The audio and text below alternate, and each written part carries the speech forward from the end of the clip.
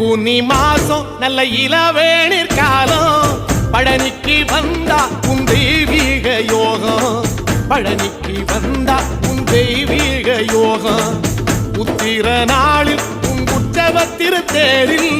சிங்காரமாக உன் அலங்காரம் கண்டே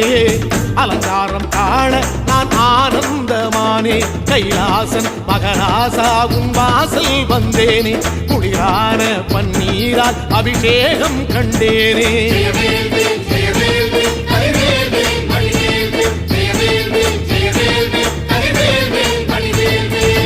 தென்பழனி தேடி உன் தென்பழனி தேடி